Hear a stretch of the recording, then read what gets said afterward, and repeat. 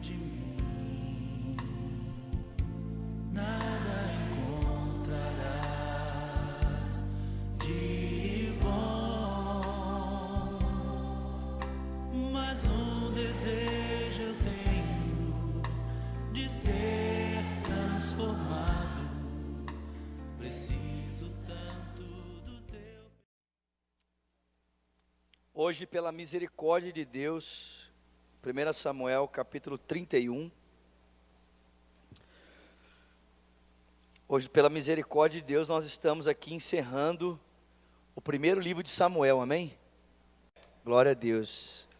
Estamos aqui fazendo uma exposição da vida de Davi, mas hoje, em especial, nós vamos dar uma pausa em Davi. Hoje nós vamos falar de Saul, porque o livro de Samuel termina com esse episódio trágico a respeito da vida de Saul.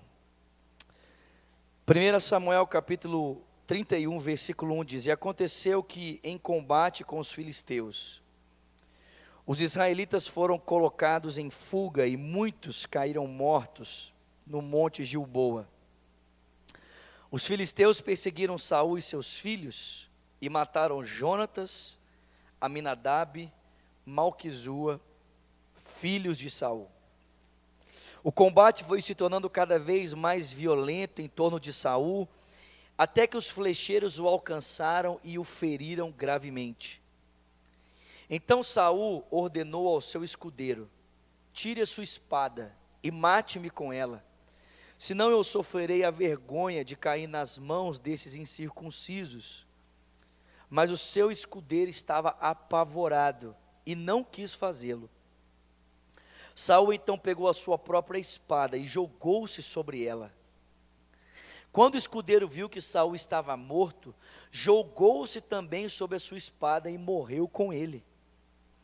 Assim foi que Saul e os seus 3 filhos e o seu escudeiro e todos os seus soldados morreram naquele dia.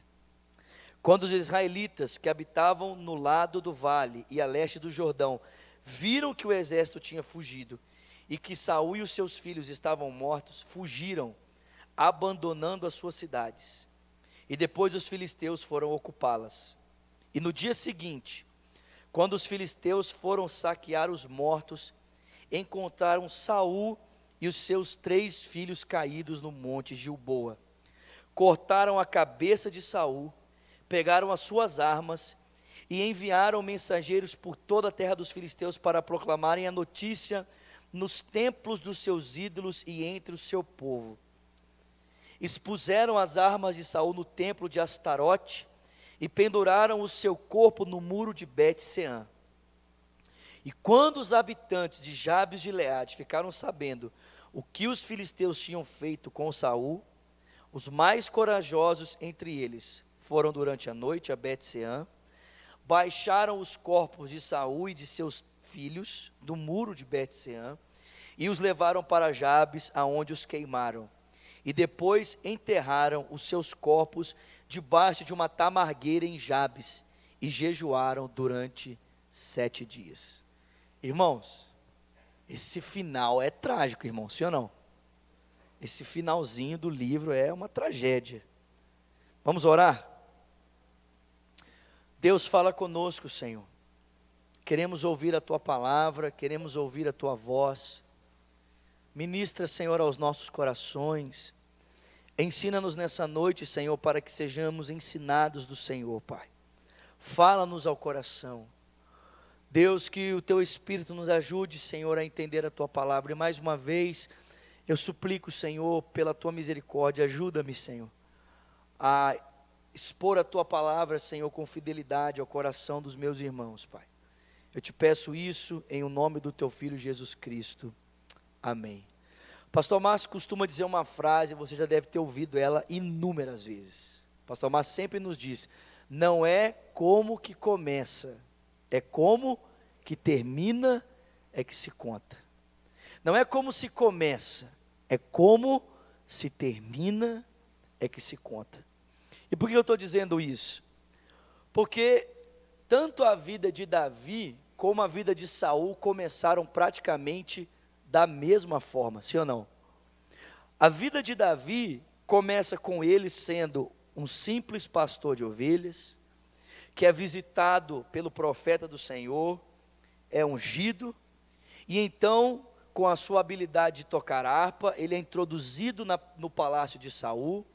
Quando existe uma guerra difícil em Israel, ele se candidata a lutar essa guerra, ele vence, ele ganha cargos de prestígio, posteriormente Saul começa a persegui-lo, Davi perde esse prestígio e, após pedir ajuda aos seus inimigos, os filisteus, ele vai parar numa caverna chamada Adulão.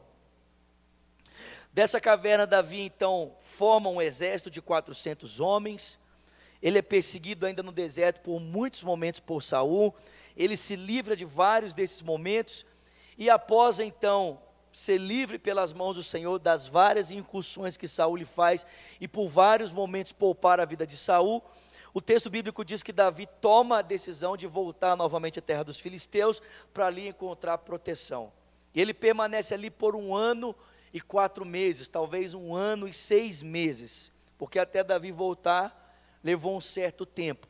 E o texto diz que nesse tempo em que Davi esteve entre os filisteus, ele fez uma aliança com os filisteus, negando a sua identidade como hebreu, mas não tão negando assim, porque ele não sabia se ele queria ser hebreu ou se ele queria ser filisteu, né? Ele dizia ser aliado dos filisteus, mas quando saía a guerra para pelejar, saía contra os inimigos de Israel. Davi entrou numa contradição, até que ele foi, vamos dizer assim, pressionado, precisou de tomar uma decisão. E Davi toma a decisão então de se aliar aos filisteus e subir a guerra contra os israelitas. Só que o texto vai dizer para mim e para você que nesse momento, é como se Deus colocasse a mão no peito de Davi e dissesse para ele: daqui você não passa. E Davi então vai retornar para a sua cidade entre os filisteus de Ziclag, ele vai encontrar a cidade devastada pelos amalequitas, e dali então Davi vai voltar a consultar o Senhor, ele vai restaurar a sua aliança com Deus, ele vai restaurar a sua aliança com o seu povo, e após a morte de Saul, Davi vai decidir voltar para Jerusalém, se estabelecer em Hebrom, para começar a reinar ali, e posteriormente unificar o reino e se tornar o rei de Israel. Mas preste atenção, a história deles é praticamente a mesma. Por quê? Quando Saul foi escolhido pelo povo para ser o rei de Israel, Saul pastoreava um rebanho de jumentos. Ambos ocupavam praticamente o mesmo ofício. Davi era um pastor de ovelhas, Saul era um pastor de jumentos. Ambos eram de família simples. Saul não era de família importante. Ele era um homem de destaque por causa da sua altura, ele era o mais alto dos homens da sua terra. Mas ele era um homem simples também. Tanto que quando ele foi ungido para se tornar rei, no dia da sua posse, o texto bíblico vai dizer para mim e para você, que Saul estava escondido atrás da bagagem. Ele mesmo não acreditava em si. E o seu desprezo por si era tão grande, que o texto diz que as autoridades e o povo de Israel desconfiaram de Saul sendo eleito como rei. O pessoal falou assim: se esse cara no momento da posse está se escondendo atrás da bagagem, quando aparecer um inimigo, o que ele vai fazer? Se ele já está temeroso de tomar posse, a hora que alguém se levantar contra o povo, ele vai sair correndo. Mas não foi isso que aconteceu.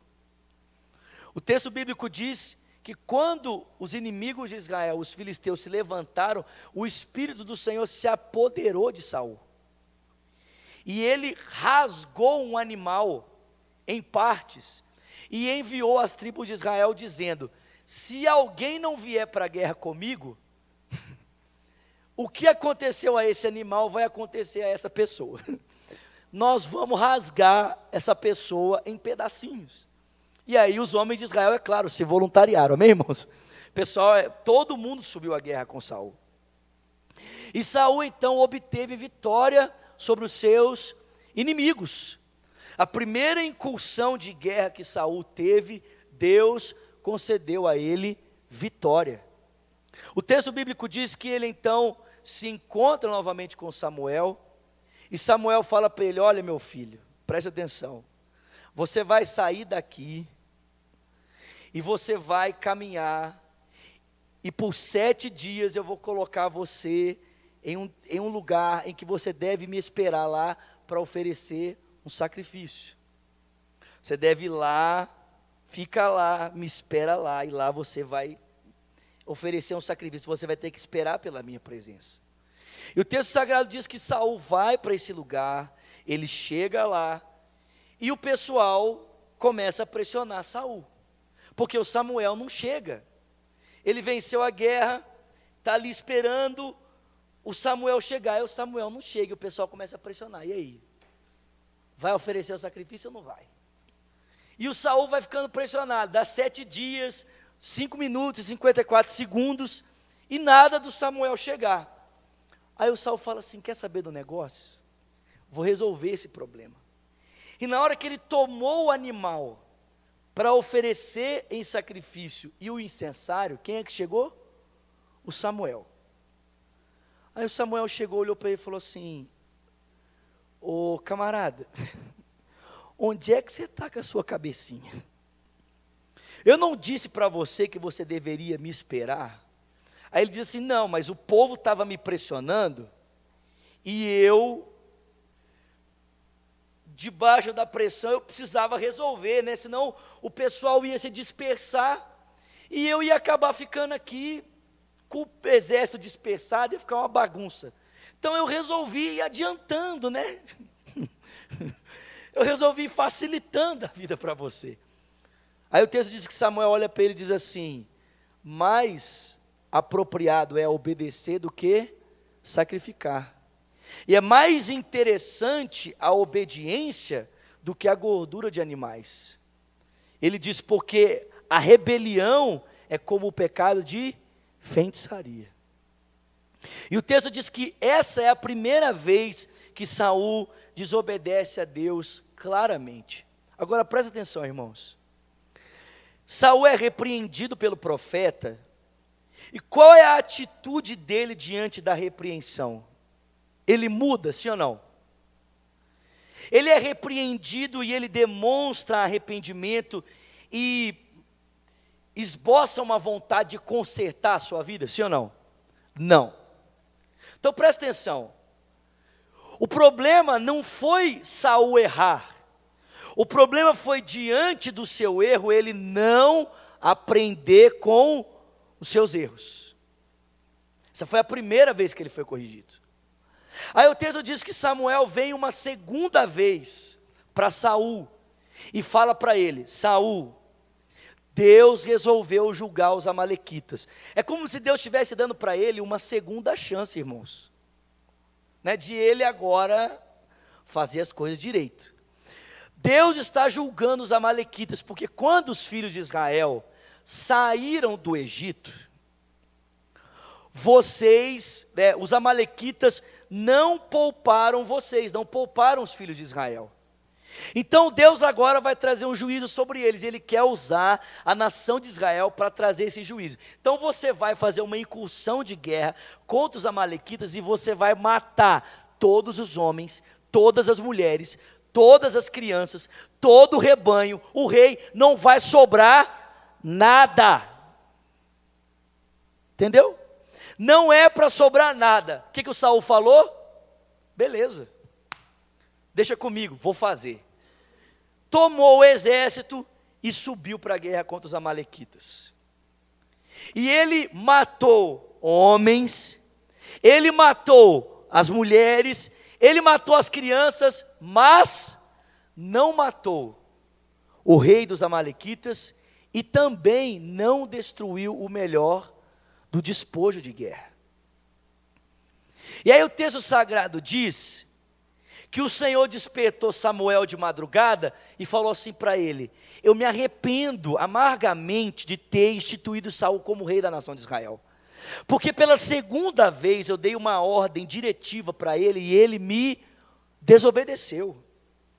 Vai lá amanhã e diga para ele que eu o rejeitei como rei da nação de Israel. E o texto diz, gente, que Samuel gostava muito de Saul. Ele gostava tanto de Saul que ele passou a noite em oração, pedindo para Deus mudar de ideia. Senhor, por favor, muda de ideia. Mas Deus não mudou de ideia. E no outro dia o Samuel foi ao encontro de Saul. E sabe o que ele descobriu? Ele descobriu quando ele chegou, que o Saul estava feliz, alegre, dizendo, olha, obedeci a ordem do Senhor. Eu fiz exatamente o que Deus disse. Aí o Samuel falou assim, peraí, tem alguma coisa errada aqui então. Se você obedeceu a Deus, me explica o barulho desse mugido dos bois, das ovelhas. Me explica esse balido das ovelhas. Ele diz, não, isso aí não tem nada a ver comigo. Isso não sou eu. Isso aí foram os soldados que pouparam o melhor do rebanho.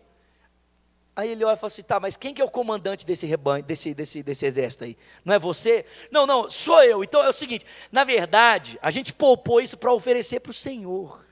A gente quer prestar homenagem para Deus, a gente quer entregar, né, o melhor para Deus.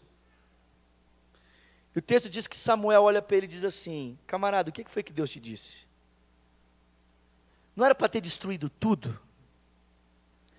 Ele diz, então, era, mas assim, eu pensei que Deus fosse se agradar da minha oferta, que Deus fosse se agradar do meu sacrifício. E o texto diz que Samuel vira para ele e diz assim, olha, nessa madrugada o Senhor me acordou e mandou te dar um recado. Sabe qual é o recado que Deus mandou te dar? É que Ele desprezou você como rei da nação de Israel. Ele vai rasgar o reino da sua mão e Ele vai entregar por alguém muito melhor do que você. Ô gente, o texto sagrado diz que diante dessa palavra, o Saul agarrou na veste do Samuel e falou assim para ele, não, pelo amor de Deus, não fala um negócio desse comigo. Fica aqui, não vai embora, fica aqui comigo, porque se as autoridades de Israel descobrirem isso, como é que eles vão me respeitar? Eles não vão me respeitar. E aí o texto diz que Samuel falou para ele, cara, me solta, porque essa é a palavra de Deus, não tem mais volta. Eu já até tentei interceder por você, mas não deu. Deus te rejeitou, você desobedeceu. E o texto diz que ele ficou ali agarrado no manto de Samuel, ao ponto de rasgar o manto de Samuel. E Samuel vira para ele e diz, olha, assim como você rasgou o meu manto, assim o Senhor rasgou o reino de Israel das suas mãos. Mas a insistência dele foi tão grande para que Samuel permanecesse, e ele não perdesse a sua reputação diante das pessoas, que Samuel permaneceu ali, ofereceu o sacrifício, e a Bíblia vai dizer que depois desse episódio, Saul e Samuel nunca mais se encontraram. Nunca mais se viram. Então presta atenção, gente, pela segunda vez, Saul insiste na sua desobediência, ele insiste na sua rebelião, e mais uma vez ele é exortado por Deus, mais uma vez ele é corrigido, e qual é a resposta dele? É arrependimento? Conserto? Sim ou não? Não. Ele insiste em permanecer no seu erro. Bom, você conhece a história, né? Nesse momento é que Davi aparece em cena. E Davi, a princípio, parece ser um aliado de Saul, até que Davi começa a se tornar mais famoso do que ele. E quando Davi começa a se tornar mais famoso do que Saul, aí o texto diz que o coração dele é tomado de inveja por causa da sua obstinação, e ele começa a ver Davi como seu pior inimigo. Ele transforma o seu homem mais aliado no seu pior adversário. E o texto diz que ele vai tentar matar Davi dentro do seu palácio pelo menos 2 vezes. A primeira vez Davi estava tocando harpa. O texto diz que o demônio veio e se apossou de Saul, e ele tentou cravar Davi com uma lança na parede. E Davi desviou e fugiu. Na segunda vez, o texto diz que o Davi estava lá tocando a harpa também. Saul se levanta e tenta cravar Davi na parede 2 vezes com uma lança.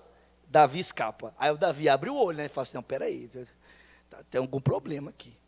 E ele vai, procura Jonatas e diz, o seu pai quer me matar.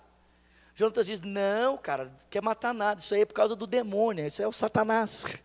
Não é o meu pai, isso é o capeta que está agindo na vida dele. Aí Jonatas diz assim, eu vou jantar com meu pai hoje, eu vou mostrar para você que o meu pai te quer bem, o meu pai quer você muito bem. Na verdade, aquilo lá que aconteceu foi por causa do capeta. Só que o texto diz que Jonatas vai jantar com o seu pai, E na primeira noite Davi não aparece. E aí o Saul diz assim: cadê o Davi? Ah, ele não veio hoje, ele não pôde vir, está com problema e tal. Aí o Saul fica comedido. Só que na segunda noite o Davi não aparece também. E aí o Saul pergunta para Jonatas: cadê o Davi? Ele diz: não, eu liberei ele, não vai vir hoje não. O texto diz que Saul é tomado de raiva, ele tenta matar o seu próprio filho. Ele tenta matar Jonatas. E o texto diz que o Jonatas foge, procura Davi e diz: Jonatas, ou Davi, vá embora, porque se você não for embora, de fato meu pai vai tentar matar você. Davi foge para o deserto. E Saul vai tentar matar Davi pelo menos mais umas 3 vezes. E todas as vezes que Saul tenta matar Davi, e ele descobre que ele está equivocado, ele chora, ele se arrepende, ele diz: Davi, me perdoa, eu errei, eu estou agindo como louco. Mas ele muda a atitude? Não. Ele tenta matar Davi uma vez, e Davi fala para ele: cara, o que você quer me matar? Eu não tenho nada contra você. Ele chora: não, me perdoa. Beleza, Davi foge. Saul vai e tenta matar Davi de novo. Davi fala: que esse cara, velho? Aí Davi poupa a vida dele, e o Saul chora: ah, meu Deus, Davi, me perdoa, eu não devia ter feito isso, eu estou agindo como um tolo. Mas ele muda a atitude? Não. Na terceira vez Davi poupa a vida dele, e ele permanece agindo da mesma forma. Presta atenção, gente. Ele tinha sido corrigido por Deus 2 vezes. As circunstâncias da sua vida foram mostrando para ele a sua loucura, foram mostrando para ele a sua obstinação. Todas as vezes que ele se voltava contra Davi, ele percebia que estava errado, mas ele mudava? Não, ele continuava obstinado. Até que chegou um ponto que Davi falou assim: eu vou para a terra dos filisteus, e o texto diz que nesse momento, Saul resolveu dar paz para Davi. Mas apesar de ter paz com Davi, ele não tinha paz com os seus inimigos. E o texto sagrado diz para mim e para você, que os filisteus então se voltaram para atacar os israelitas. E aí Saul precisava de uma orientação de Deus, né? Só que ele não podia mais procurar o sacerdote. Samuel, uma hora já tinha morrido. E ele havia matado todo o sacerdócio Engedi não. Esqueci o nome da cidade. Ele havia matado todos os sacerdotes, só havia fugido Abimeleque, por quê? Porque eles haviam recebido Davi em um momento desse de guerra. E aí Deus não fala com Saul, porque ele caminhou para um lugar tão distante de Deus, que está impossível para ele ouvir a voz de Deus. Sabe o que ele decide? Sabe qual é a decisão dele? A decisão de Saul é a seguinte: vou procurar uma feiticeira, vou procurar uma cartomante. E aí a cartomante, né, tira a sorte. E aí eu vou saber o que Deus quer, o que tem que fazer. E o texto diz que ele vai lá atrás dessa mulher, dessa feiticeira, que era uma enganadora, né, claro. E o texto diz que ele chegou e falou assim para a mulher: ô fulana, eu estou precisando de uma palavrinha aí com um ciclano. É mesmo? Estou precisando de uma direção. Aí a moça falou assim: ó, aqui em Israel foi proibido a gente consultar os mortos. Disse: não pode consultar, não tem problema não. Vai por mim, eu te garanto, vai dar tudo certo. E o texto diz, gente, que a cartomante, ela se propôs a obedecer, mas ela mesma foi surpreendida. Porque o texto diz que antes dela começar Quem é que apareceu? O texto diz que Samuel apareceu. E, gente, presta atenção, era Samuel mesmo, tá? Não era um demônio, não. Era Samuel. Foi Samuel que apareceu aqui. E presta atenção, Samuel só apareceu porque Deus permitiu para que Saul fosse sentenciado de morte. Porque depois desse episódio, a vida de Saul caminhou em direção ao quê? Ao seu próprio suicídio.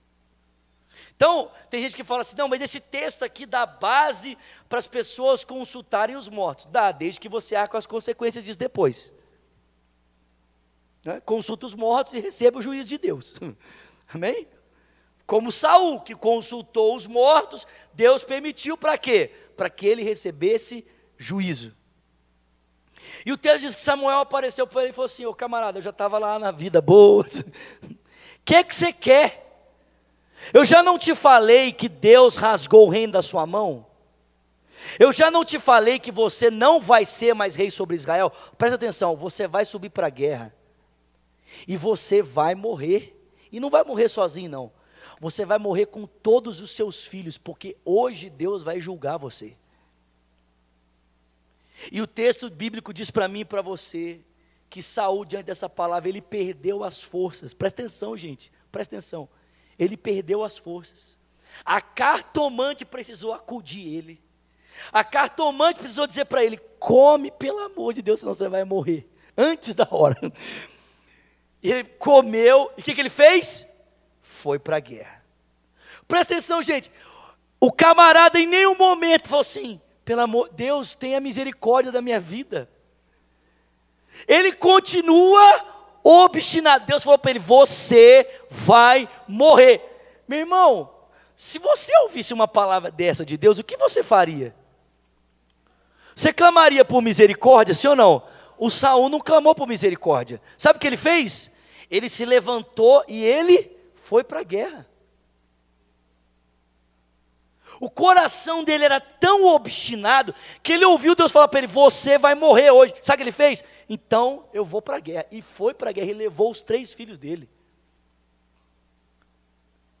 E lá na guerra, ele viu os 3 filhos serem mortos diante dele.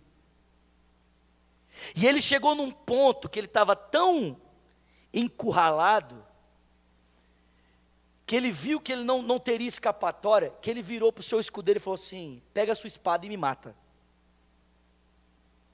O escudeiro falou assim, como que eu vou te matar? Eu não tenho coragem de matar você. O texto diz, gente, presta atenção, que por causa da sua obstinação, Saul pulou em cima da sua espada e cometeu suicídio.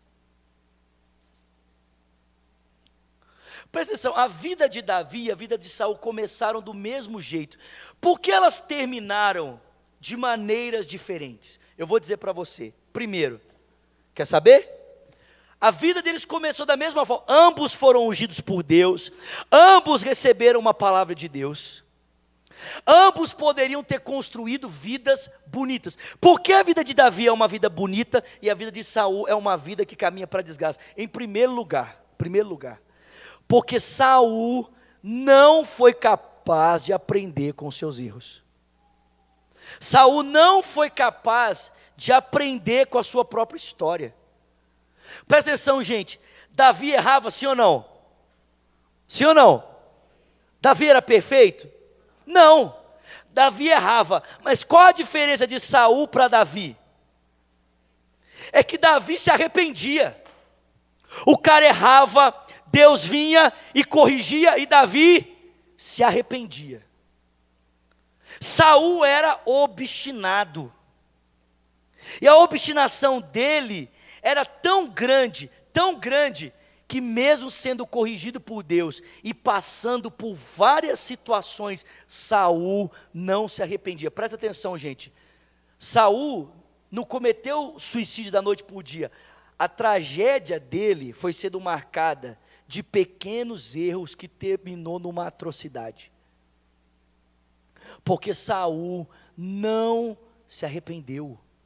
Ele não conseguia enxergar os lugares onde ele havia errado como oportunidades para consertar e fazer as coisas certas. Então presta atenção, queridos. Ninguém aqui está isento de errar. Ninguém. Todos nós vamos errar nessa vida. A questão é, se você vai errar e mudar, ou se você vai errar e continuar insistindo no mesmo erro. Porque preste atenção, se você e eu continuarmos a insistir nos mesmos erros, sabe o que vai acontecer? o nosso coração vai se tornar obstinado como o coração de Saul. E nós vamos caminhar para um lugar tão longe de Deus, que daqui a pouco vai ser difícil ouvir o que Deus tem para dizer a respeito do nosso próximo passo. Agora, se ficar difícil para mim e para você, ouvir a voz de Deus, para decidirmos o nosso próximo passo, como é que nós vamos alcançar lugar de arrependimento, irmão? Então o problema não é errar. O problema é quando diante do erro, a gente continua sendo obstinado, né? A gente continua duro, inflexível, resistente. Eu não sei se você já deve ter lido, né? Em Atos capítulo 9, quando Jesus aparece para Saulo, Jesus fala assim para ele: Saulo, Saulo, por que tu me persegues? Dura coisa é para te recalcitrares contra os aguilhões. O aguilhão, acho que eu já falei isso aqui, era um instrumento usado para amansar cavalo bravo. Então você pegava um animal selvagem, você colocava o aguilhão sobre ele, que era tipo de um negócio, né? Tipo de uma sela. Só que você pegava esse animal bravo e colocava ele junto com o manso. Então colocava os dois juntos. E aí, à medida que o bravo caminhava com o manso, ele ia se machucando, né? Porque na braveza dele ele ficava se debatendo e o manso estava lá quietinho. Ambos se machucavam. Só que chegava uma hora que o bravo ia amansando. Por quê? Porque ele parava de cansar de se machucar e ele ia amansando, até que ele se conformava ao jugo do cavalo manso. Jesus falou assim para Paulo: você é um animal selvagem, e eu estou tentando domar você, eu estou tentando colocar você no eixo, mas você tem resistido. Hoje você consegue entender isso? Que Deus pode tentar nos encaixar nos seus caminhos e a gente ficar sendo obstinado e lutando contra Deus e se machucando por causa disso. O Saul foi ficando obstinado. Eu acho assim, se ele tivesse arrependido na primeira, meu irmão, ele não teria caminhado para esse final trágico. Mas porque na primeira ele não se arrependeu, na segunda não se arrependeu, quando Davi foi sendo instrumento de Deus para tratar com ele, ele não se arrependeu, o coração dele foi se fechando, até que chegou num ponto que ele caminhou para o desfecho que ele mesmo deu para a sua vida. Assim, o cara, ele ficou tão obstinado que ele não queria ter a vergonha de morrer na mão dos seus inimigos, ele preferiu o suicídio.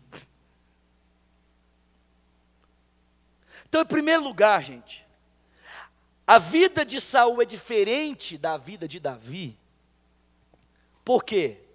Porque Saul não aprendeu com seus erros. Ele não aprendeu com os erros que ele foi cometendo. Ele não se arrependeu. Ele foi, tipo assim, levantou o peito, né, de pombo e saiu atropelando todo mundo. Segundo, sabe por que a vida de Saul é diferente da vida de Davi? É porque Saul fechou todas as portas para conselho e Davi não. Saul, ele se trancou de uma tal forma que ninguém mais tinha acesso a ele para dar conselhos para ele. Ninguém mais tinha acessibilidade a ele. Ele não ouvia ninguém. Primeiro, ele não ouvia o profeta. O profeta chegou para ele e falou assim: cara, muda a sua vida. O que ele fez? Não ouviu. O profeta chegou para ele e falou: cara, muda a sua vida. O que ele fez? Não ouviu. Aí chegou num ponto que o profeta cansou de falar e eles se apartaram e o profeta nunca mais o procurou, ele também nunca mais procurou o profeta. Ele só quis consultar a Deus lá na frente, quando ele precisava saber: vou vencer ou não vou vencer? Quando era de interesse próprio, né? De vez em quando algumas pessoas fazem isso por aí, né? Quando é meu interesse, aí eu busco o Senhor, né? Mas quando é interesse do Senhor vir e me corrigir, aí Saul se fechou, primeiro, para os profetas. Segundo, Saul se fechou para a sua própria família. Nem a família dele tinha acesso a ele.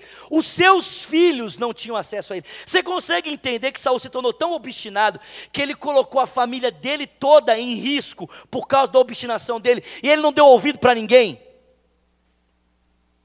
O Jonatas falou com ele: pai, o Davi não quer te matar, pai. Sabe o que ele fez? Ele não ouviu. Houve uma situação em que o filho dele, Jonatas, subiu para guerrear contra os filisteus.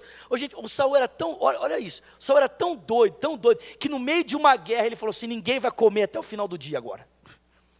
Todo mundo na guerra, falou assim, vai ficar todo mundo de jejum. E o Jonatas estava lá, no meio da guerra. Aí o Jonatas voltou, eles passaram dentro de uma floresta, e Jonatas viu um pouco de mel. Aí o Jonatas falou assim: mel, né, glicose, vai dar energia, nós estamos no meio da guerra. Pegou um pouco do mel e comeu. Na hora que ele comeu, o exército virou para ele e falou assim: ô Jonatas, o seu pai tinha dito para ninguém comer até o final do dia. O Jonatas virou e falou assim: meu pai é louco. O meu pai é doente de colocar todo mundo de jejum no meio da guerra. Na verdade, deveria estar todo mundo comendo. Vocês não estão vendo como comer fez bem para a minha saúde? Pode todo mundo comer. O Jonatas liberou o exército para comer. Na hora que ele liberou o exército para comer, quem é que chegou? O Saul. Falou: vocês estão comendo? Vou matar todo mundo. Ele falou: não, peraí, vou matar todo mundo, não. Vou consultar o Senhor, vou orar ao Senhor, para que o Senhor possa liberar vocês e me dizer quem que foi a causa dessa desobediência. E a causa caiu sobre quem? Sobre o Jonatas. Gente, o Saul ia matar o filho dele.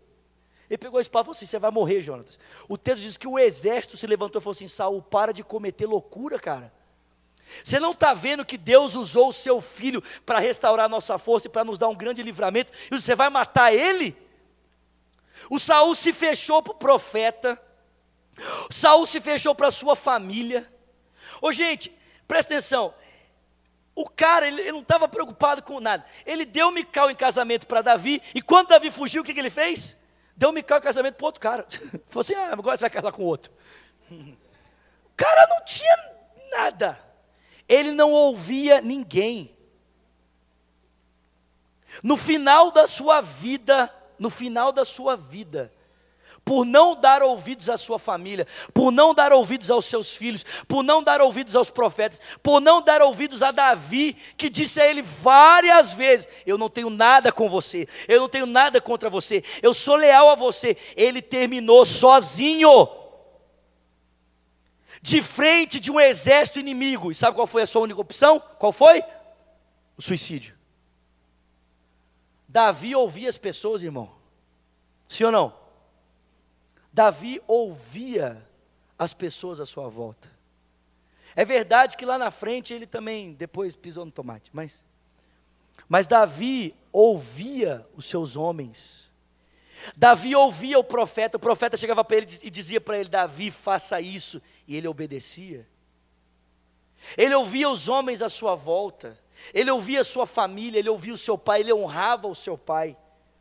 A diferença de Davi para Saul é simples: Saul não aprendia com seus erros, Davi aprendia com seus erros. Saul se fechou para a correção, ele não ouvia ninguém. Davi sempre manteve pessoas perto dele que poderiam corrigi-lo. Terceiro,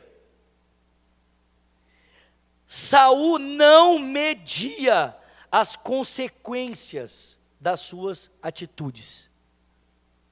Davi buscava ser prudente na hora de agir. O Saul não media as consequências dos seus atos. Ele não estava nem aí. Ele fazia de tudo para um propósito. Qual era o propósito? Para que de todas as formas ele pudesse preservar o seu nome e preservar o seu reinado. Não interessa se isso ia custar a sua vida, se ia custar a vida da sua família, se ia custar a vida dos seus filhos, se ia custar a vida dos seus homens, se ia custar... Não interessa. Se for preciso, até a cartomante eu vou consultar, mas a minha posição eu não vou perder. Não interessa o que for preciso fazer, vou fazer qualquer coisa. Precisa de consultar a cartomante? Vamos lá, eu preciso saber das vitórias, de manter a minha posição. Gente, você consegue entender que Saul não media as consequências dos seus atos?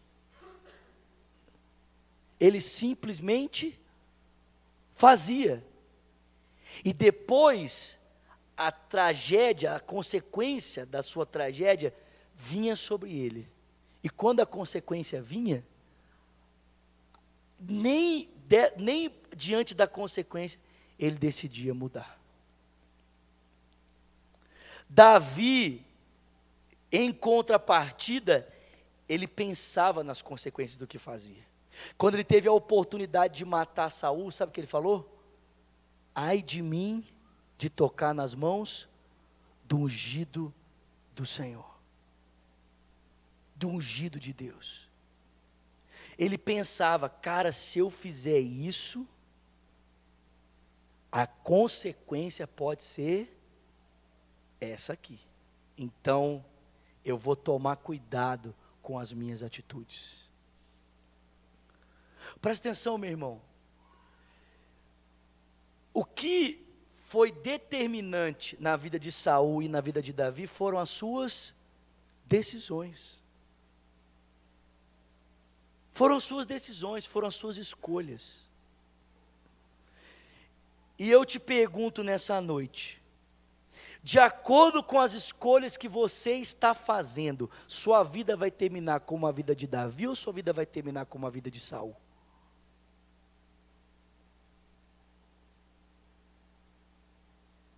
Baseado nas escolhas que você tem feito, como vai terminar a sua vida? Porque presta atenção, aqui todo mundo é igual, tem diferença nenhuma, né? Todo mundo é ser humano, todo mundo tem Cristo na vida, todo mundo ama Jesus. Mas por que a vida de uns cristãos é de uma forma e a vida de outros cristãos é de outra forma? Por que uns parece que têm caminhado em direção ao progresso e outros têm caminhado em direção à destruição? A culpa é de Deus? Sim ou não? Sim ou não, gente? Não. A culpa é de quem? Das nossas escolhas. São as nossas escolhas que apontam o caminho para onde nós estamos indo. E se você nessa noite, se nós nessa noite não entendermos isso, e não usarmos os princípios de vida que Saul não usou para decidir a sua história, infelizmente, meu irmão, você pode terminar a sua vida olhando para trás, e ao invés de você levar com você um legado de transformação, você pode levar com você um legado de destruição. Por quê? Porque, em primeiro lugar, porque você é uma pessoa tão obstinada que você não aprende com os seus erros. Você se torna uma pessoa tão obstinada que você se fecha ao conselho das pessoas, ninguém tem mais acesso a você. E terceiro, você se torna uma pessoa tão obstinada que você não mede a consequência dos seus atos, você simplesmente faz. E depois é que você vai levar em conta o estrago que você fez porque você não mede a consequência do que faz. Essa foi a grande diferença entre Saul e Davi. Não foi a unção, não foi a profecia, não foi o mesmo Deus. Não foi. Os dois tinham a mesma palavra, a mesma unção, o mesmo Deus, né? Tinham o mesmo sacerdote, tudo igual.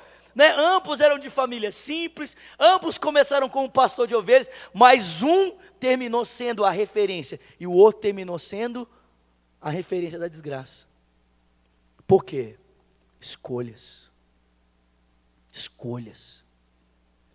Quais têm sido as nossas escolhas? Como é que nós temos decidido a nossa vida? Saul ficou cego, irmãos, e a sua cegueira roubou dele a sensatez para pensar, para decidir para construir uma vida melhor. E eu quero só terminar dizendo algo para você aqui. Só para você ter ideia, tá? Por causa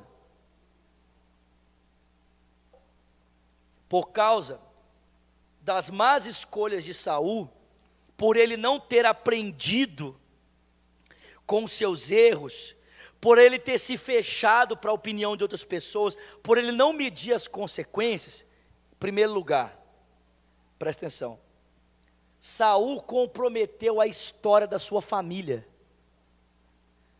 Escuta aqui, ele não comprometeu a história dele apenas, ele comprometeu a história da sua família toda. Porque até depois da morte dele, os seus filhos que ficaram vivos, tiveram que arcar com a responsabilidade das suas más escolhas. O filho vivo de Saul, o único que ficou vivo, ele tinha 4 filhos homens e 2 filhas mulheres. O único que ficou vivo, Isbosete, que assumiu o trono, foi morto por homens da sua própria confiança. Traíram ele, foram mortos porque queriam o lugar dele no trono. Jonatas tinha um filho chamado Mefibosete. O filho de Jonatas, nessa confusão de desejo por poder, bebê ainda, foi derrubado e se tornou aleijado das pernas. Mical foi dada em casamento a Davi, foi dada em casamento a outro homem, foi restaurada para o Davi e terminou a vida estéril. A outra filha a gente nem sabe o que aconteceu. A família de Saul foi toda morta numa guerra civil. Só sobraram alguns, entre eles o Mefibosete, que foi o que Davi trouxe para dentro do palácio e cuidou dele. Presta atenção, gente, por causa da sua obstinação, Saul não comprometeu a sua vida apenas, ele comprometeu a história da sua família. A família dele pagou pelos seus atos. Escuta aqui, se você acha que as suas decisões insensatas comprometem só a sua vida, porque tem gente que fala assim, né? Ninguém tem nada com a minha vida. Você já ouviu essa fala? Quem já ouviu essa fala aqui? Deixa eu dizer uma coisa para você. Existe um pensador cristão chamado John Donne, ele fala assim, que nenhum homem é uma ilha. Nenhum homem é uma ilha. Ou seja, as decisões que você toma, elas refletem diretamente na vida de outras pessoas. Sim ou não? Principalmente das pessoas dentro da sua casa. Presta atenção, gente, porque Saul tomou decisões tolas, ele comprometeu a sua família. Segundo, porque Saul tomou decisões tolas, ele comprometeu as suas amizades. Ele transformou os seus melhores amigos nos seus piores inimigos. O homem que era mais leal a ele, chamava-se Davi, mas ele conseguiu transformar Davi nos seus inimigos. Tem crente que começa a tomar decisões erradas, e aí outros crentes começam a querer exortar ele, né? Dizer para ele, cara, para de andar nesse caminho, meu irmão, abre o seu olho, vigia. Sabe o que ele fala? Esse povo está me julgando. Não, ninguém está te julgando, o povo está te corrigindo.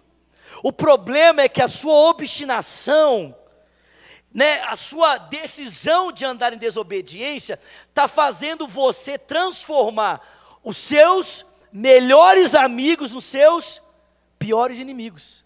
Você consegue olhar para o povo do mundo e dizer, não, aquele povo me aceita do jeito que eu sou, mas você não consegue olhar para um cristão te corrigindo e perceber que ele está desejando que você viva nos caminhos de vida. Saul destruiu a sua família, Saul destruiu as suas amizades e por final ele destruiu a sua própria vida.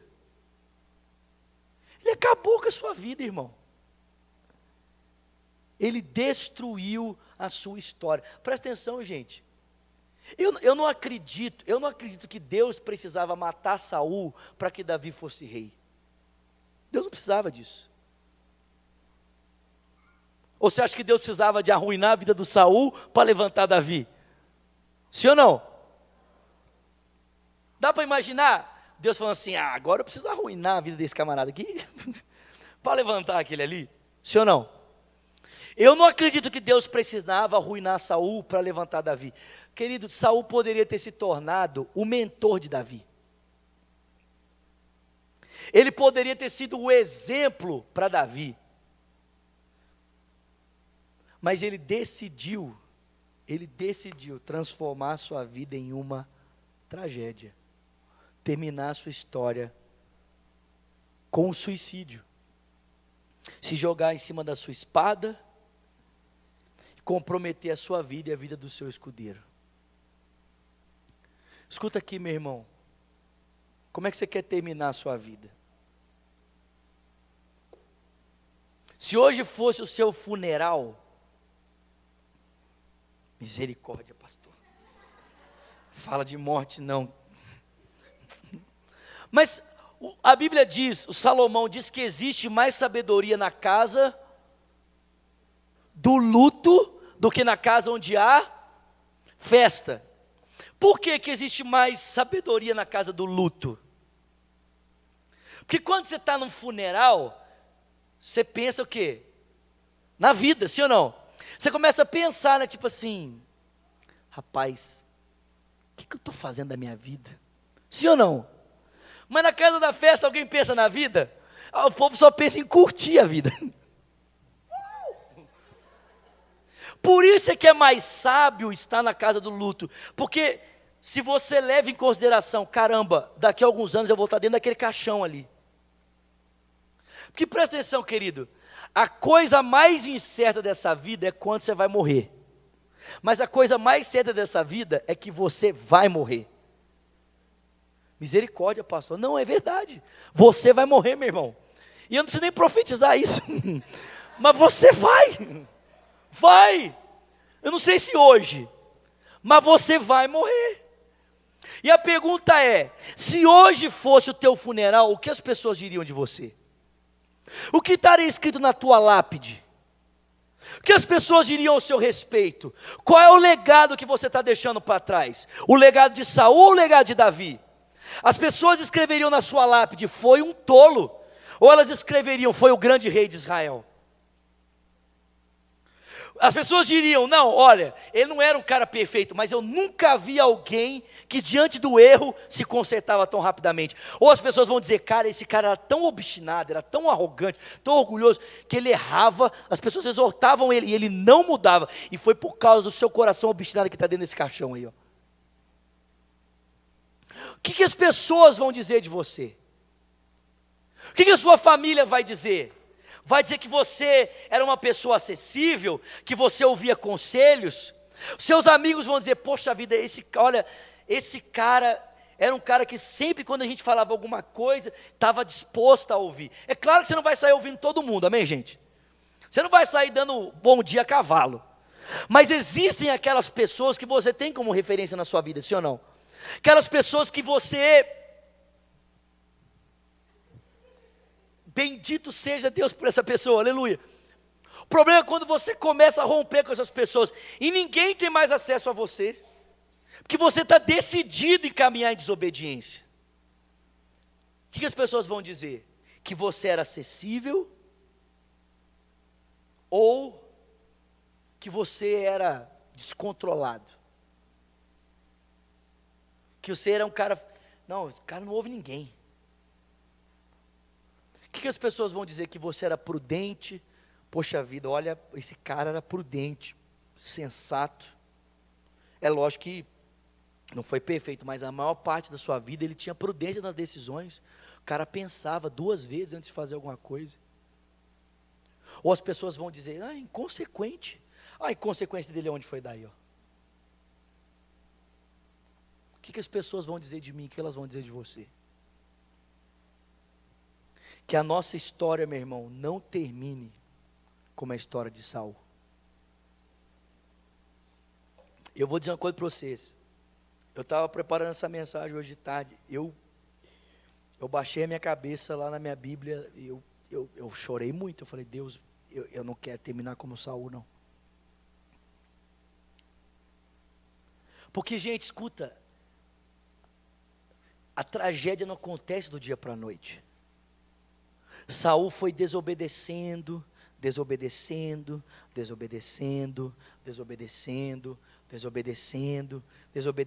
até que chegou no ponto que a sua desobediência virou o seu suicídio. A gente vai abrindo concessões, né? A gente vai abrindo concessões,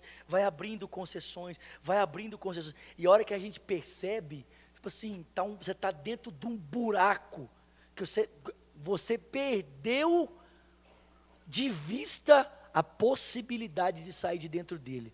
Mas esse buraco antes era um cavadinho no chão. Mas você foi deixando crescer, até que você chegou num ponto que, se a mão de Deus não estender para tirar você de lá, você está perdido. A Bíblia fala, eu vou falar isso aqui, eu vou encerrar. A Bíblia fala a respeito de Esaú. Gente, esse é um dos textos que a gente tinha que ler, assim, ler e chorar. A Bíblia fala assim que Esaú, ele foi tão rebelde contra Deus,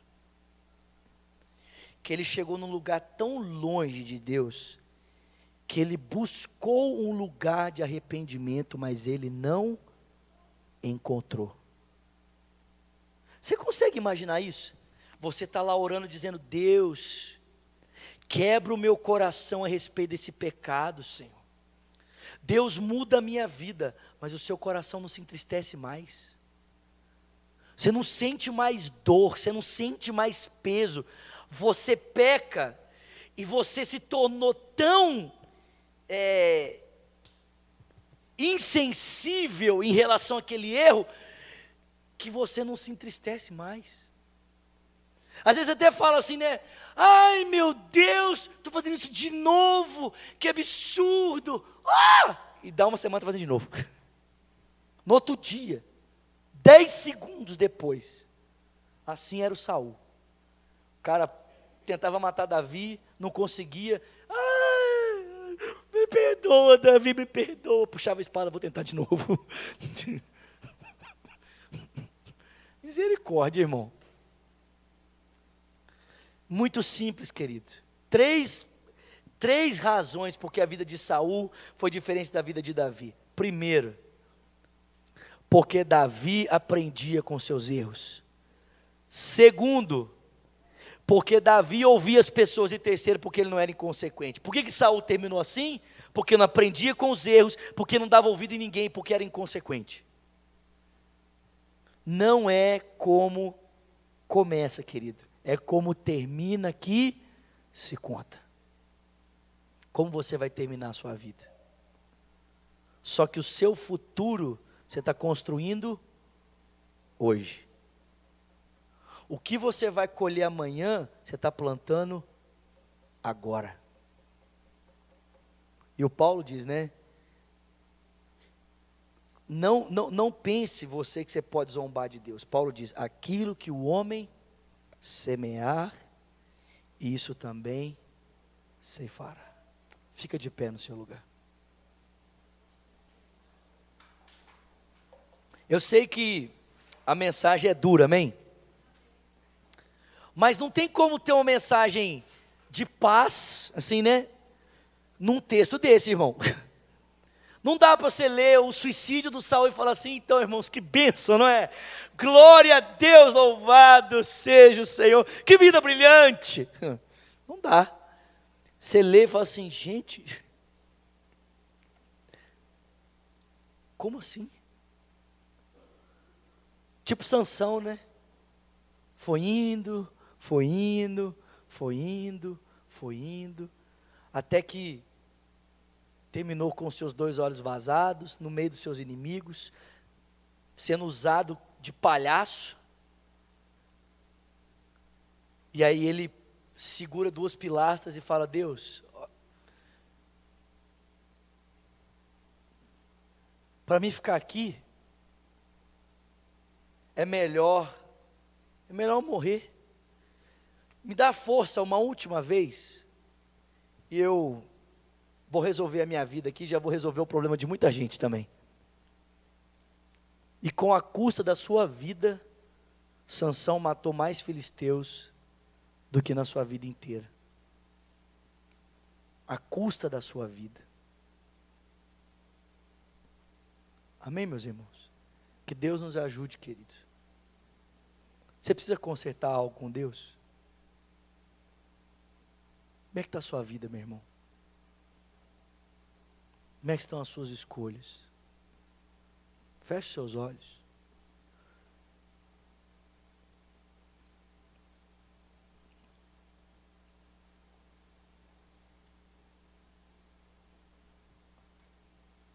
Talvez você esteja decidido, né, caminhar em desobediência em uma área da sua vida. Você não ouve mais conselho. Você se fechou para ouvir a correção de alguém.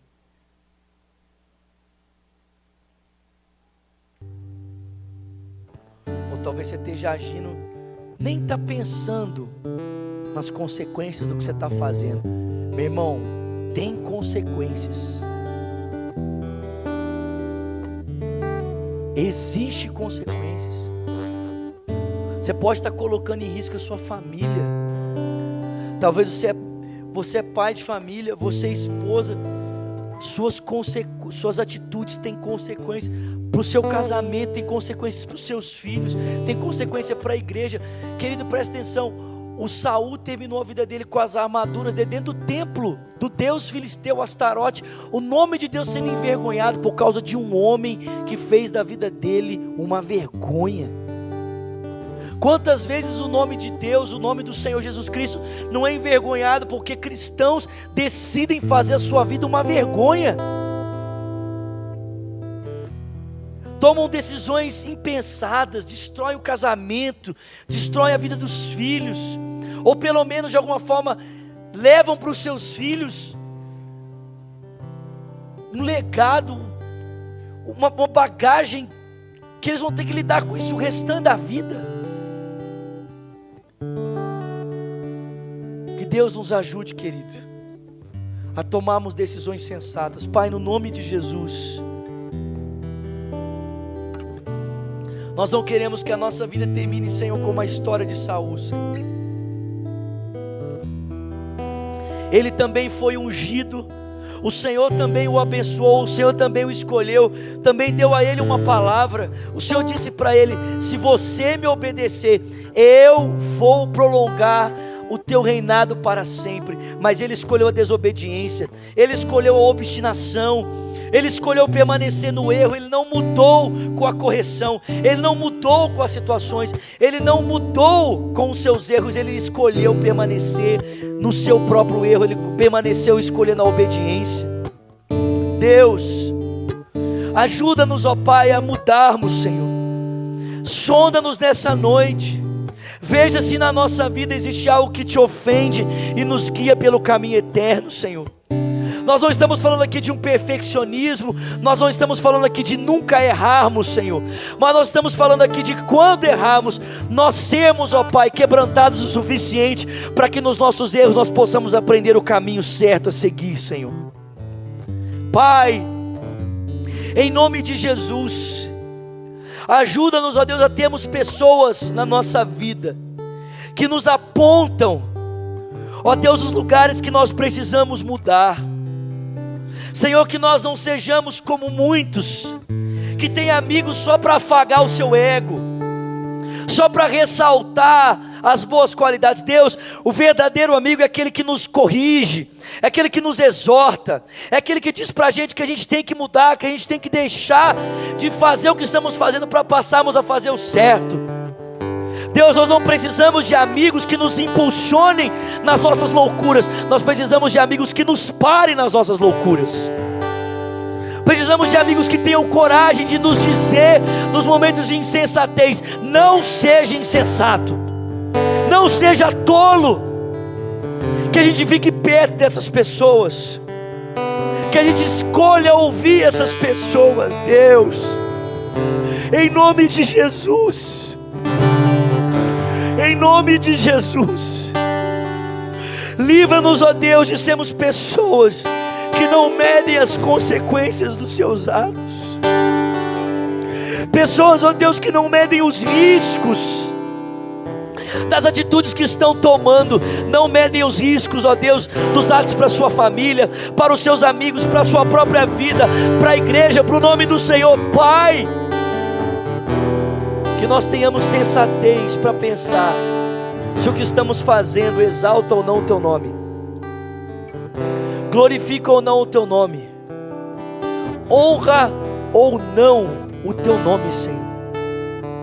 Em nome de Jesus. E se há alguém aqui nessa noite, Senhor, a começar de mim, que em uma área da sua vida, Senhor, talvez no seu trato familiar, talvez no seu trabalho, não sei, Deus, tem caminhado, Senhor, para esse lugar de destruição. Nós te pedimos por graça e misericórdia, resgata essa pessoa nessa noite, resgata-nos nessa noite, como o Senhor fez com Davi. Coloca a mão no nosso peito, Senhor, e para-nos nos nossos projetos malucos, nos nossos projetos insensatos. Para-nos, para-nos, em nome de Jesus, para que a nossa vida, Senhor, seja marcada por caminhos de paz e não por caminhos de vidas, não por caminhos de morte, não por caminhos de destruição. Faça isso, Senhor querido, faça isso. Nós te pedimos nessa noite, em o nome de Jesus. Dá-me um coração igual ao teu, meu